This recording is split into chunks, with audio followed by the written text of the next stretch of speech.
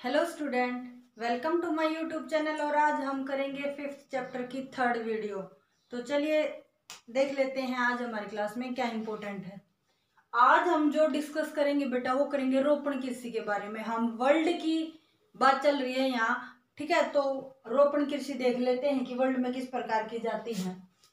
रोपण कृषि यूरोपीय उपनिवेशों ने अपने अधीन उष्णकटिबंधीय क्षेत्रों में चाय, कॉफी, रबड़, कपास, गन्ना, केले व अनानास की पौध लगाई। अब यहाँ सबसे मेन बात क्या है कि रोपण कृषि कैसी है।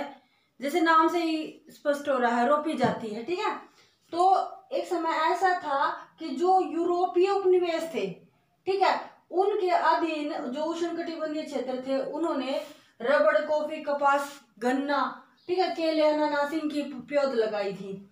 इसी प्रकार इस कृषि क्षेत्र का आकार बहुत विस्तृत होता है, यानी कि खुले मैदान जहां तक नजर जाती है वहां तक मैदान से होते हैं और एक ही तरह की फसल उगाई जाती है।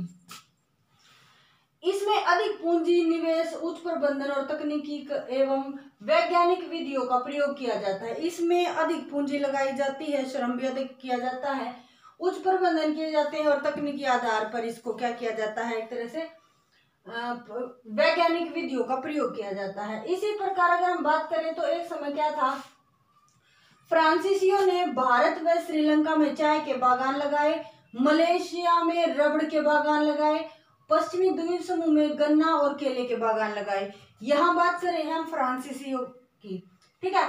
फ्रांसीसियों ने भारत और श्रीलंका में चाय के बागान लगाए, मलेशिया में रबड़ के बागान लगाए, पश्चिमी द्वीप समूह में गन्ना और केले के बागान लगाए। इसी प्रकार स्पेन और अमेरिका वासियों ने फिलीपाइंस में नारियल व गन्ने के बाग लगाए, ठीक है।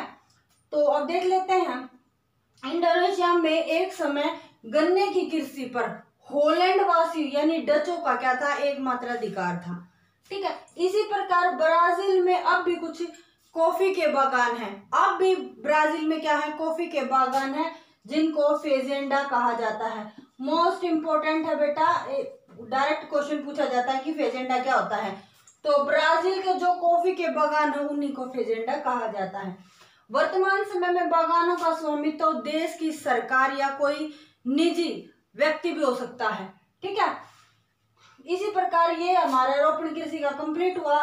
नेक्स्ट जो हमारी कृषि रहेगी वो है वाणिज्य, विस्तृत वाणिज्य अनाज कृषि। मध्य अक्षांशों के शुष्क प्रदेशों में इस प्रकार की कृषि की जाती है और इसकी प्रमुख फसल गेहूं है, लेकिन इसके साथ साथ और क्या क्या बोया जा सकता है, मक्का, जौ, राई, जई भी बोई जाती है, ठीक है। कंबाइन क्रूक एक दिन में कई हेक्टेयर भूमि से अनाज काटने में सक्षम है।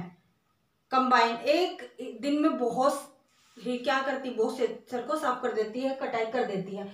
अब मोस्ट इंपोर्टेंट फैक्ट है बेटा, और हर बार यहाँ से क्वेश्चन पूछा जाता है, ठीक है। कंपटीशन एग्जाम में भी यहाँ से क्वेश्चन पूछा जाता है। तो ये मैंने कुछ स्थान लिख दिए हैं और ये मैंने घास के मैदान लिख दिए इस तरफ, ठीक है। तो यूरोपिया में स्टेपी घास का मैदान है बेटा, उत्तरी अमेरिका में प्रेरी, अर्जेंटीना में पैम्पास, अफ्रीका में वेल्ड, ऑस्ट्रेलिया में डाउन और न्यूजीलैंड में कंटरबरी के मैदान हैं। ये बहुत इंपॉर्टेंट है, इसको आप याद कर लेना, ठीक है।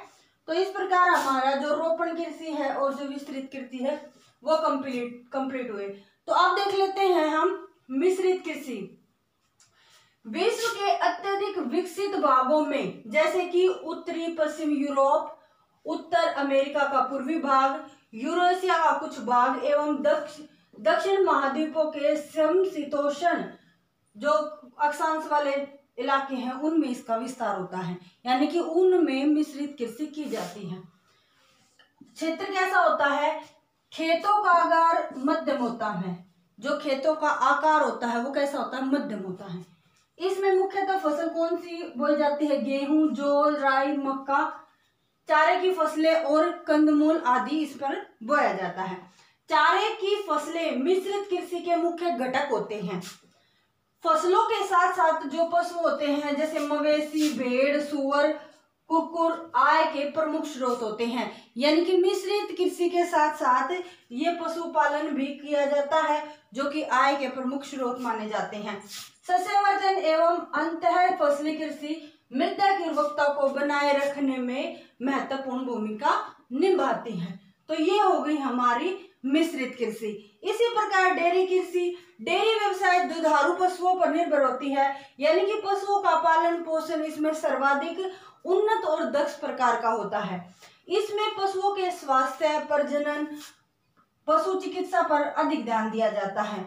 इसमें और क्या किया जाता है, इसमें कार्य वर्ष भर चलते रहते हैं, जैसे पशुओं को पानी पिलाना, चारा डालना, ठीक है, उनके स्वास्थ्य की देखभाल करना, दूध निकालना, क्या माने तो जो डेयरी कृषि होती है उसमें साल भर कार्य चलते रहते हैं, ये बात यहाँ पर बताई है। ठीक है, फॉर एग्जाम्पल जैसे दूध निकालना, घास डालना, पानी पिलाना आदि, ये बात हो गई हमारी डेयरी कृषि की। अब वाणिज्य डेयरी कृषि क्या होती है, इसको देखो, इसके 3 क्षेत्र हैं बेटा।